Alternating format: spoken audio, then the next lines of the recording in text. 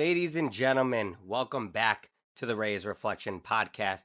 Customarily, the deals from our sponsors are in the episode description. Every once in a while, you come across a story that feels almost impossible, a life that spans continents, cultures, and generations, a story that begins in Japan, finds its way into classic Hollywood, quietly steps away from the spotlight, and then decades later is rediscovered by the very fans who never forgot her. Today's conversation is about more than acting, it's about identity, reinvention, the unexpected ways our past can shape our future, and what it truly feels to realize that something you did years ago still means something to the world today. Please help me in welcoming the lovely Linda Jo Miller. Welcome to the Reyes Reflection podcast. Thank you so much. That was quite an introduction. I don't know if I can live up to it or not. Time is the most valuable gift that life can give us. So the fact that you're choosing to share some of yours with me today means a lot to me. So I don't take that for granted. You were actually in my neck of the woods, I think a couple of weeks ago. I think you were up in New Hampshire. Is that correct? I think I Yeah, saw a yeah, report on that. Yeah. yeah, I was. Monster Expo. Yeah, for us New Englanders, because that's how we say it. Oh, Monster. really? Yeah, because, Monster. well, not all of them. I happen to pronounce my R's, but apparently most, that's like the vast majority is that they say Yeah. monster, all that stuff. So, It was a great convention. It was small, but it was steady with fans, and the staff was unbelievable. Sometimes conventions are really hectic and you get really tired, and then sometimes you're the wrong person at that event and you just sit there twiddling your thumbs. But this was like just really steady and calm, and the fans were great, and the staff was great too. I do have some questions for you, but I want to talk about that a little bit more because I've gone to some of those conventions, expos, what have you. What do you mean by sometimes you're the wrong fit or you're the wrong, Okay. for that niche? Because I've experienced it, but I want to hear from someone. I've experienced it as a fan who's walking by, right? Like, Uh-huh. but I want to hear from somebody who's actually sat down at one of those venues. What's it like? What's that mean? Okay, so my genre is kaiju and monster. Sometimes they'll put me in with Star Wars, or they'll put me in with horror.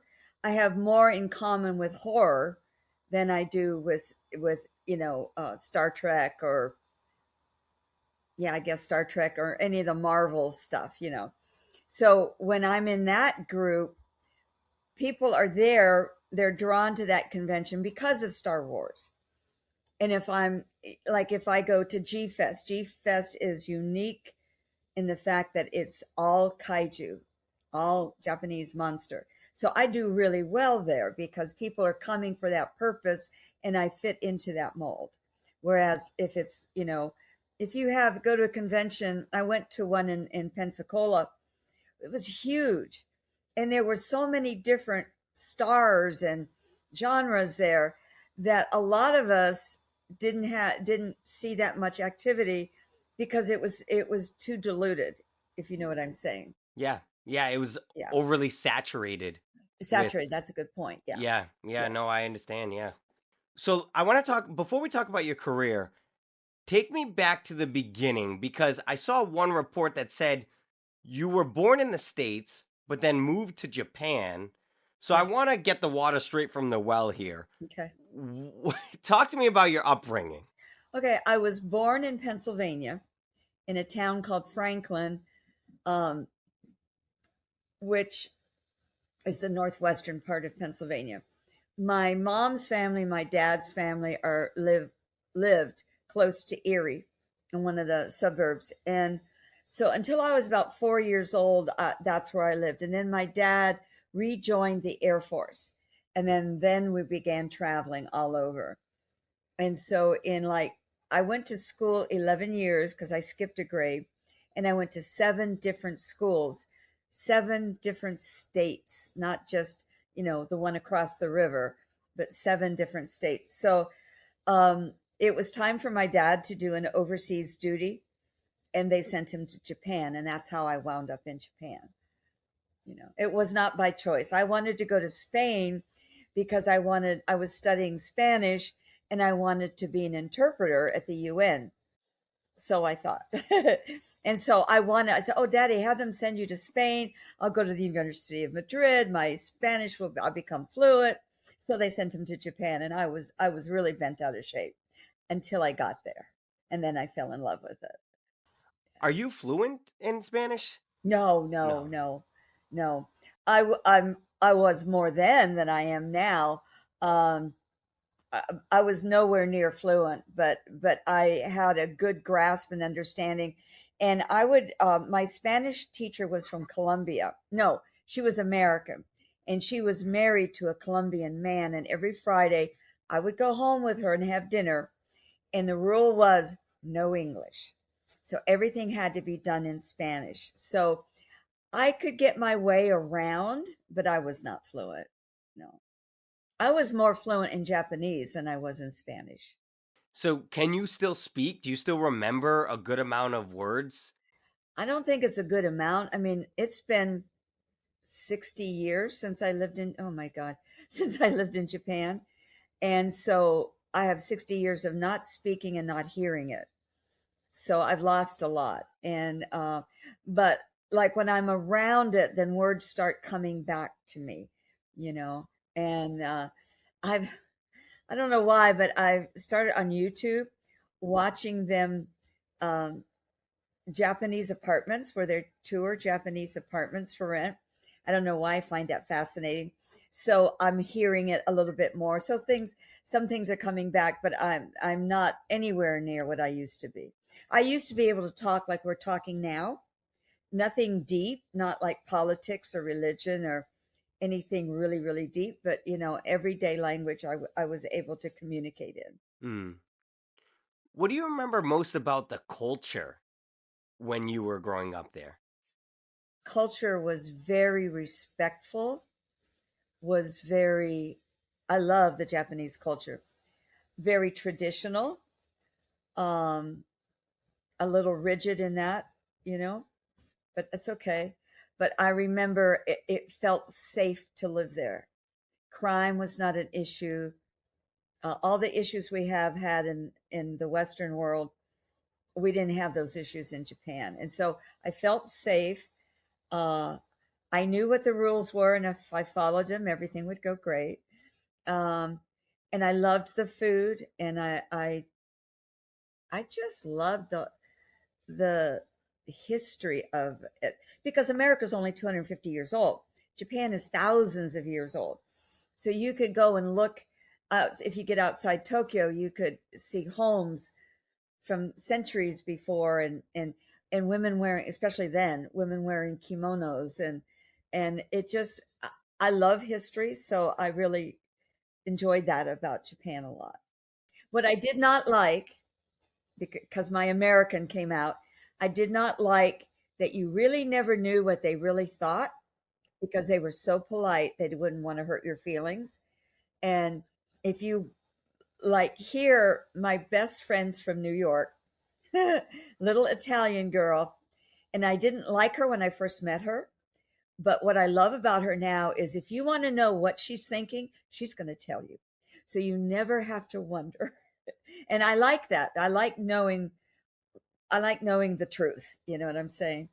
And so I found that part of Japanese culture was not my favorite. Yeah. Yeah, you like knowing how someone truly feels. Yeah, and I don't like to think, "Oh, he's or she's saying this to me. In reality, they mean this." You know, I always say, "I'm not the sharpest knife in the drawer, so please be specific and tell me what you really think." I don't get my feelings hurt very often.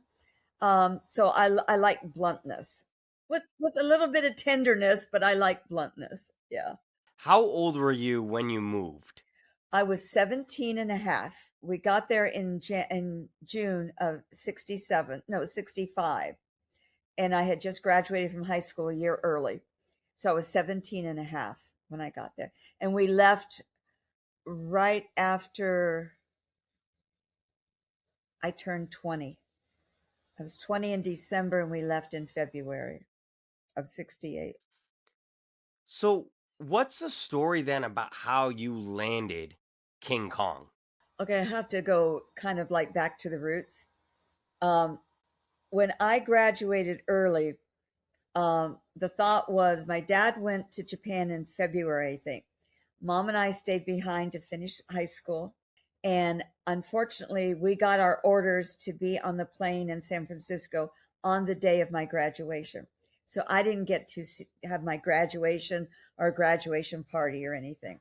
So I landed in Tokyo, and my dad said, "Do you remember that little girl we used to live next door to in France?" I think I was in second or third grade.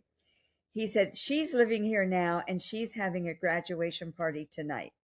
So I went to the graduation party, and at that party, there was a girl there that was shorter than me, and I didn't think she was as cute as me, you know, and she was bragging about how she made all this money modeling. So I looked at her and I thought, if she can do it, I'll bet you I can do it, So I got all the information from her. It was a charm school where she went. And so I contacted the charm school. It was run by a retired Pan Am stewardess, American Pan Am stewardess. And so I went there. I learned how to put on makeup and, a little bit of modeling stuff. And then I got hired like within the first couple of weeks by to do a magazine cover for an accordion company. you know and they had me in a bathing suit holding an accordion. So I started modeling right away. And then in 66, I got a contract for the cover of a young woman's magazine that came out weekly. There was another girl and me, and we would trade off each week. Sometimes we would do covers together. So it came out almost every week. Every other week, I was at least on the cover. And so Arthur Rankin was in Japan. He happened to see the cover of the magazine and found out that I lived in Japan. I don't know how he found all this out.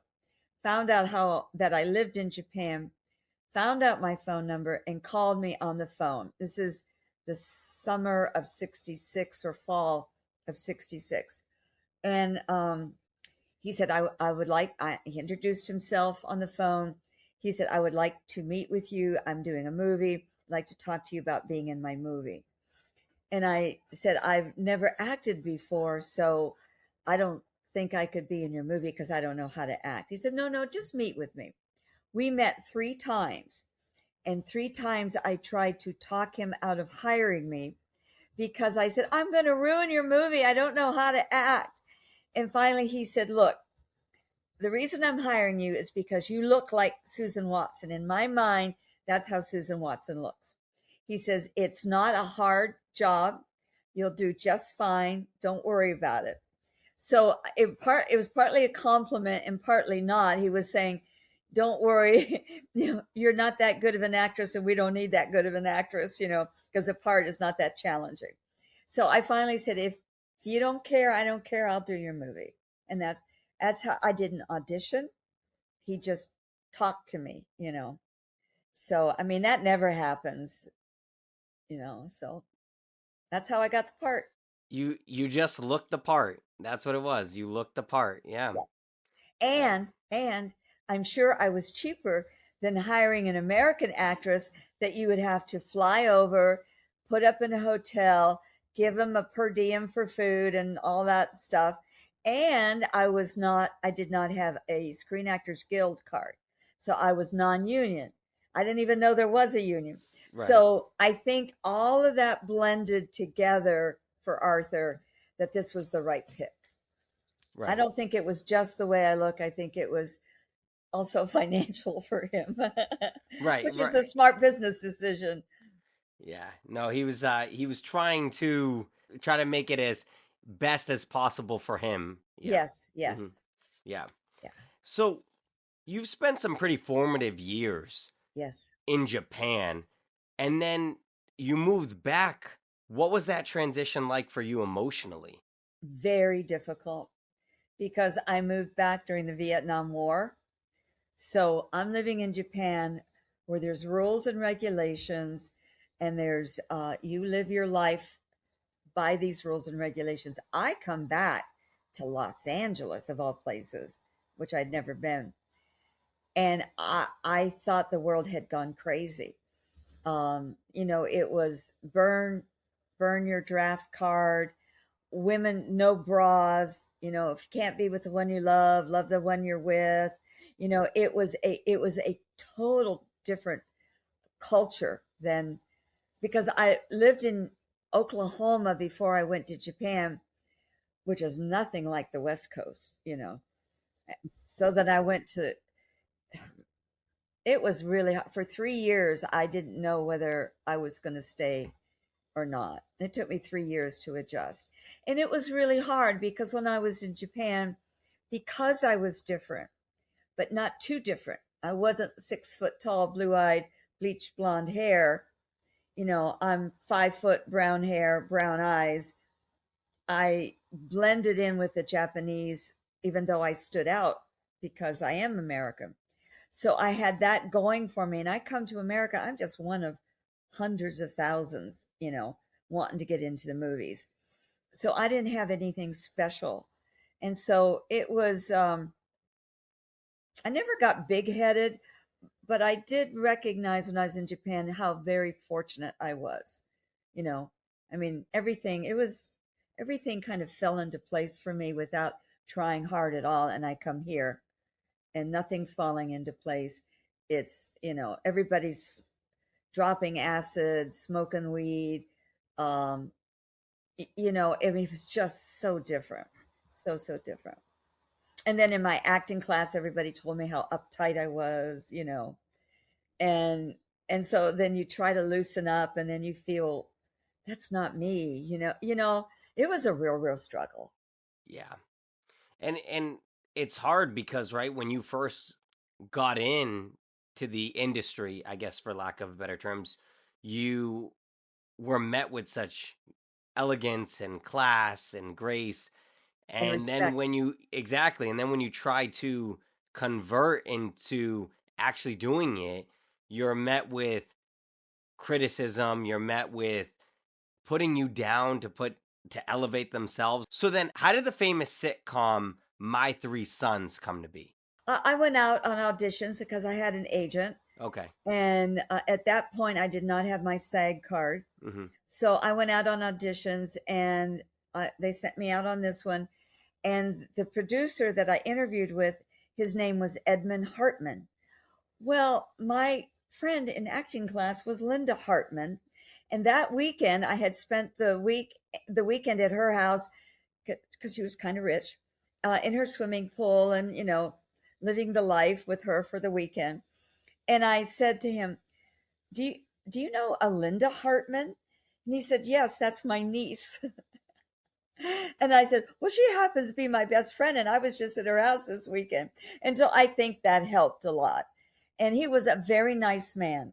Um, he was respectful. He didn't, try to get me to go to bed with him or anything like that. He was very, very nice. And he said, "I'm going to do you a favor. I'm going to give you this part, and then you can get your union card through this part." And that's how I got my SAG card. And it was a very lovely experience, not like some of the others I've had. Right. Yeah. So then again, it's like you're at the right place at the right time with the right connection, whether it's your looks or your friends or whatever. It all helps. Yeah, for sure. Yeah. I have here in my notes that at one point you were doing auditions under an alias of Leslie Michaels. Is this true? Not auditions, but when I got the part and I went to get my union card, they said to me, "There's already a Linda Miller. We can't give you a card in your name." I wasn't swift enough to say Linda Joe Miller, you know? And so my agent made up the name Leslie Michaels.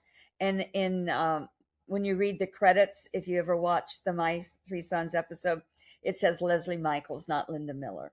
And Okay. that's the only reason I use that name, which I never liked. Yeah. I don't feel like a Leslie. No, you're Linda. You're Yeah, I'm Linda. Linda. Mhm. With all that, you eventually stepped away from the public eye. And didn't really pursue a career in acting.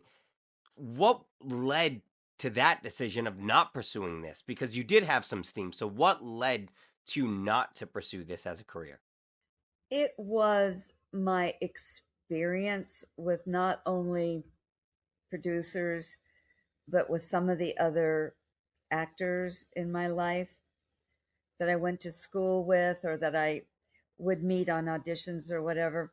Um, I, at that time, did not have a faith that I do now, but I had something inside of me that felt that if I continued down this road in order to be successful or have the hope of being successful, I would have to change my values.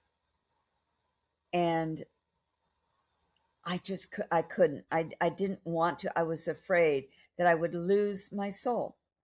As much as I wanted to act, and the environment for me, I'm only speaking for me, felt so artificial and phony and untrue. You know, a lot of times actors will be acting even when they're not acting job.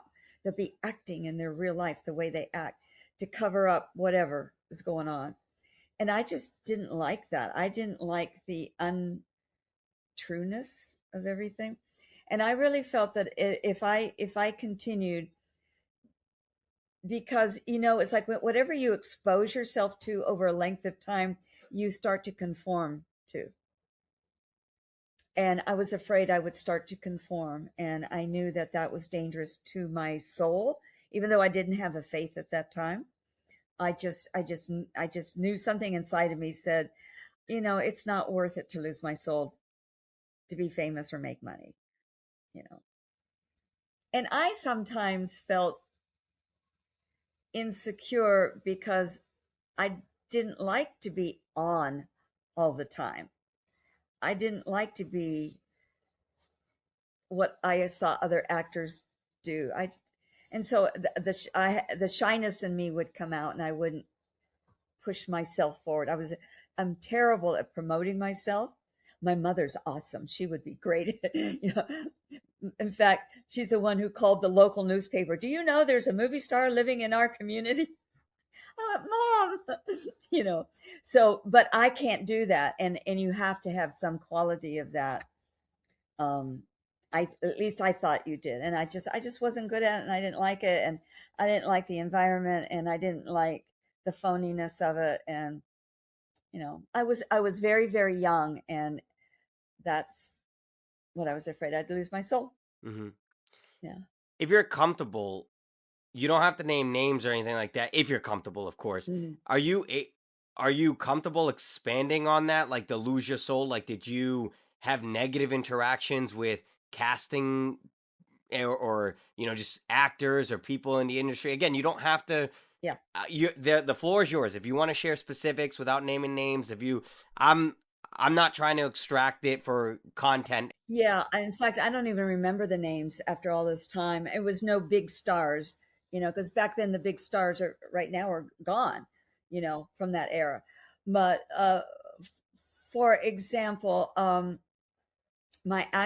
got several. My acting teacher, we all went out after class to a restaurant, and there was a girl there who was a friend of mine who was mentally on edge. She wasn't real she wasn't real sound in her mind. And the acting teacher was throwing things at her to throw her off to see how she would react. And I thought it was cruel, you know. But I understood that she's trying to get to the raw core of emotions. I understood that, but I thought it was cruel. And I didn't like that. And then I've had several auditions I went on where the guy behind the desk, whether he was casting or the producer or whatever, point blank said, if you come over here and do XYZ to me, I'll give you the part. I mean, it was explicit. I mean, there was no beating around the bush. I said, no, I'm not willing to do that. Well, get out of here. Very cold. And then the one that really got me, and that happened several times, and another actor of mine said to me, you have to do this or you won't get anywhere in this business. You have to basically debase yourself to get there. Now, is that true? I don't know, but it was what I believed from my experience, and I just said I can't do that. But the one that really got me, and I've only told a few people this. I had a girl befriended me, and she invited me to all these parties, nice parties with diplomats. I mean, upper echelon parties.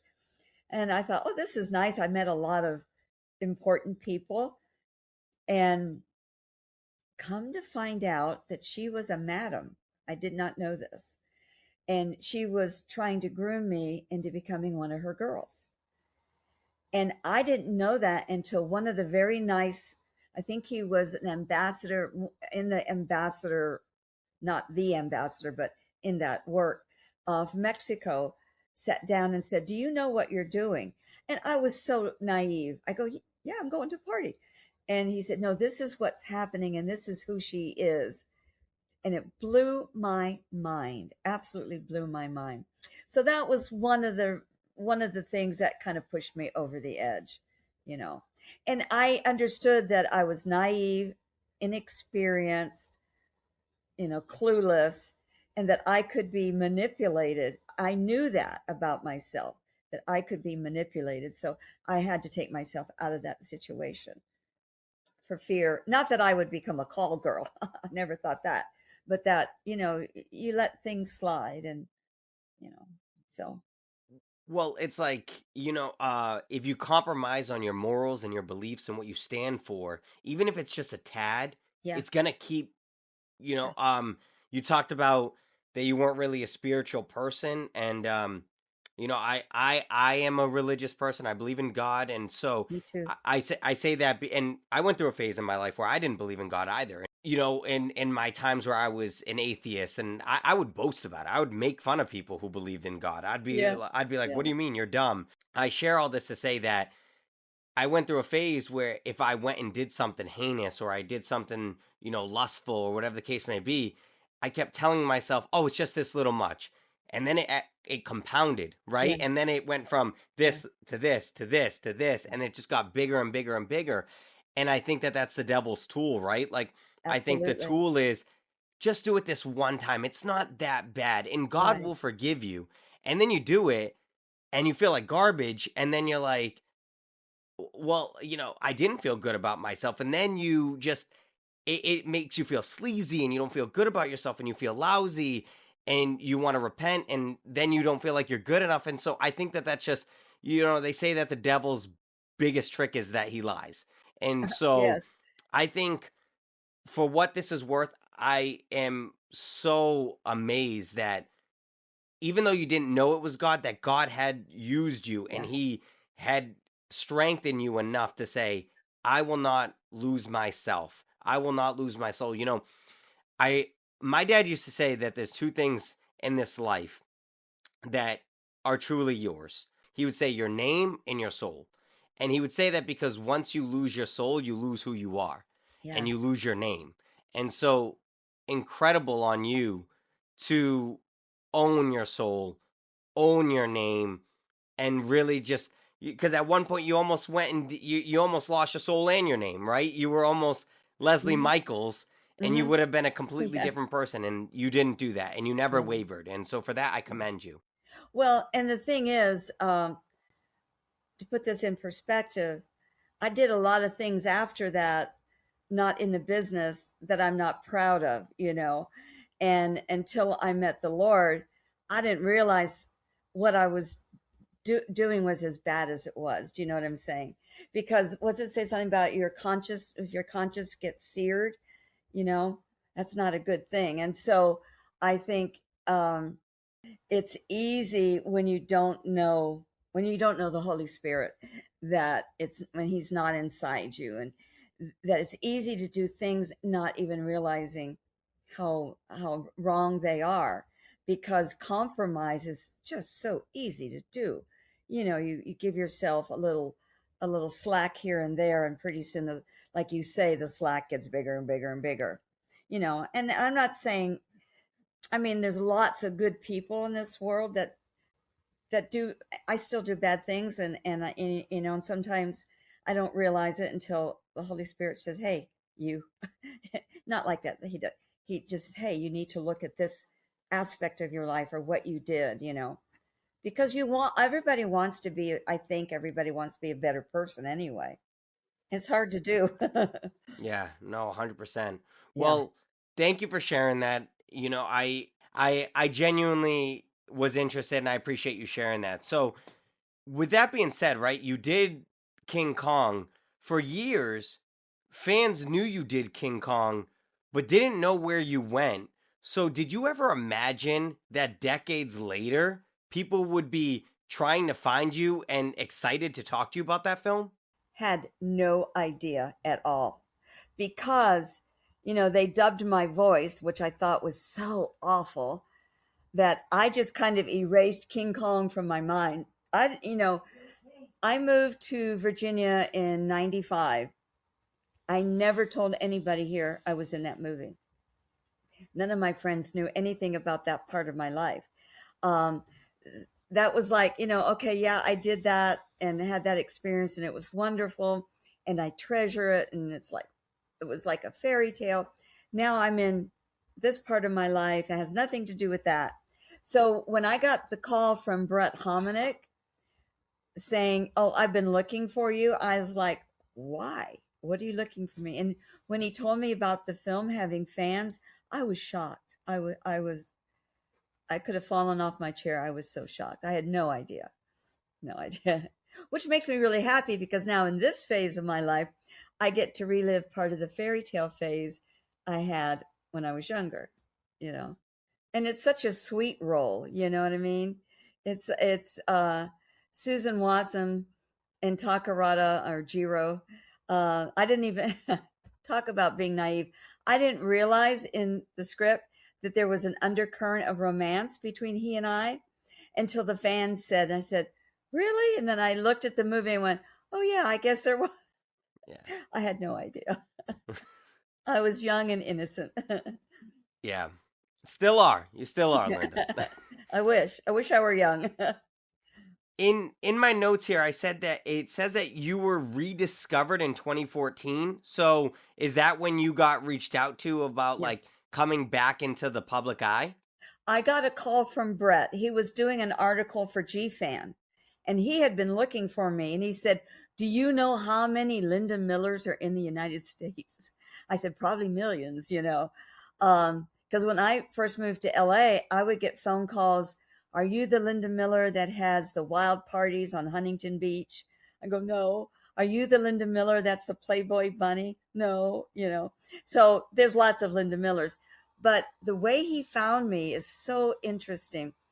When I was doing King Kong Escapes, during filming, I met a Japanese actor named Natsuki Yosuke, and he and I fell in love. It was my first love, and we dated up until I left Japan, and then stayed in touch for years after. And so he said, "I found your name because I'm a friend of Natsuki Yosuke's, and he knew your middle name. He remembered my middle name." And he says, "That's how I found you." And so when he mentioned Natsuki, I went, "Okay, I'll talk to you." That was like his, pass go. I will talk to you. And so that's how he found me, was through Natsuki, which is so interesting, because I hadn't talked to Natsuki for like 50 years.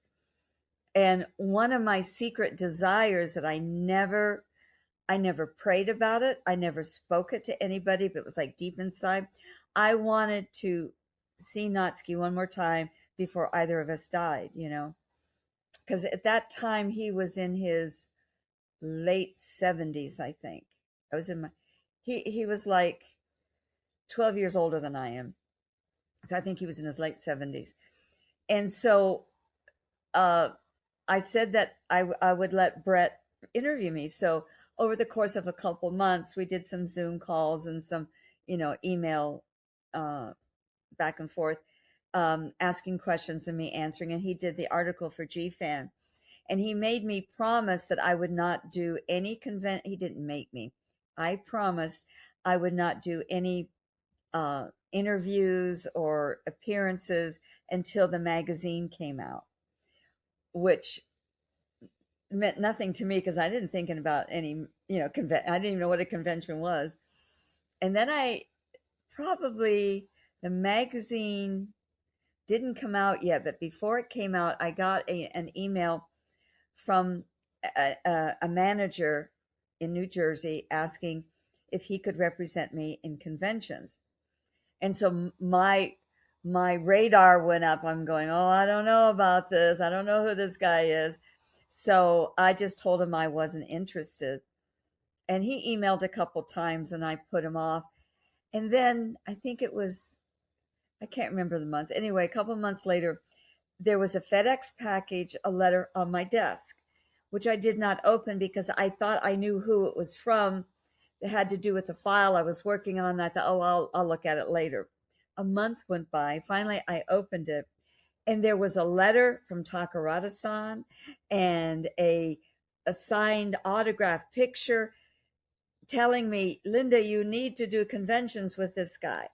So I went, oh, okay. So then I called him and then my first convention was at Chiller in New Jersey. And then my second convention was in Japan. And I got to see Natsuki again, which that was my purpose of going to Japan, not the convention, but it would give me an opportunity to see Natsuki one more time. So it was like the Lord knew that was a desire in my heart that I never expressed, not even in prayer. And that was like an awesome experience. One of my best testimonies. Yeah. Yeah. And then I got to go on conventions with Takarada and Nakajima-san. And Nakajima-san I had met briefly outside one of the makeup booth or whatever, but never out of costume. So I got to meet him as a man when I was in Japan, and we did a convention together. Nice. Yeah. Nice. There's a unique experience that comes with being remembered for something you did when you were younger, right? Uh-huh. Do you feel like fans are connecting more with the character, the person you were then, or the person you are now when they come to these conventions? Obviously, it's the character and the person I was. And that was my concern about doing conventions. I told Jim, I said, look, I'm 50 years older. I don't look 19 anymore. I've put on weight. I don't look the same. And I am concerned it's going to be a big disappointment to the fans. Because sometimes when you look at actors when they were young and then you see them 50, 60 years later, it's like they don't even resemble one another. So I was afraid of disappointing the fans. I was afraid of being embarrassed. And he said, don't worry, all these fans were little boys and they're now middle-aged pot-bellied men, so don't worry about it. And I said, well, okay. So then when I actually meet them, then I get a chance to interact with them as who I am today. And they're fantastic. The fans are great. They've never said, oh my God, you got old and fat. They never said that to me. They were just very, very lovely and very, very kind. And I really enjoyed meeting the fans. And I want to be kind because I've seen at conventions some big stars just be cold and arrogant with the fans. And I'm thinking, those fans put you in that spot, that you have the luxury and the fame and the fortune, and you're not treating them right. And I didn't, even if I'm tired, even if I'm asked the same question 50,000 times, I don't care. It's the first time they've heard the answer. So I try my best to be mindful of where they're coming from, what they want from me, and what I can do to make this experience for them a great experience as much as I can. Absolutely. Yeah. My final question for you today is, what do you want to be remembered for most? Honestly, my faith, that's the most important thing to me. Um, boy, that's um, my faith and my strong belief system I have. But even if you don't know that about me, I'd just like to remember that I was very grateful for the opportunities that I had, and I'm also very grateful for the opportunities I have now to go on conventions and meet the fans and be a part of that community. Because even though they think that I'm giving them a whole bunch of stuff, I'm being friendly and nice, they have no idea what they're giving me. I enjoy probably more than they do. I enjoy meeting them than they do me. So I would like them to remember that how grateful I am, and I don't take any of this for granted. Yeah, beautifully said. Yeah. Linda, thank you again for spending time with me today. I truly appreciate you sharing your journey, allowing us to hear the stories behind some of the more difficult chapters in your Yeah. life. Yeah. Before we wrap up, I'd really like to give you the floor. I know you don't like when the spotlight's on you, but I want you to plug yourself in. Please share with everyone listening where they can follow you, find your work, see maybe a convention that you're going to be going into in a local town. So please leave notes to the audience. What would you Okay. like them to hear? Okay. I'm on Facebook under Linda Miller King Kong Escapes. That's my fan page. I'm on Instagram. It's lindajo.miller. Let's see. I'm working on a website to be able to offer my merchandise. Some things I can't carry to conventions because they're big or they're difficult to transport. So I'm working on that, and that will be www.kingkongescapes.com. It's not out yet. I did a film. I had a part in a film I did last year called Devious Intent. I played the wife of a mafia boss, and Ooh, he was not good to me and cheated on me, and so I put a hit out on him. that's right. But then I came to my senses and so and if you want to send me a DM, I try to answer everybody that I can. Um, I'm not going to have lengthy conversations, or we're not going to become best buddies and text or whatever every day, but I try to answer your questions and be friendly, so that's all. Yeah, she does answer her DMs. She answered mine. So, to everyone watching and listening, thank you so much for spending part of your day Thank with you. us. If you enjoyed this conversation, be sure to subscribe, leave a review, and Yes. share the episode with a friend. You can follow me on all social medias at I'm Nathaniel Reyes. Don't forget to check out the episode bio for exclusive deals. Thank you so much again for You're this welcome. for this awesome episode. Until next time, may you live, may you love, and may you thrive.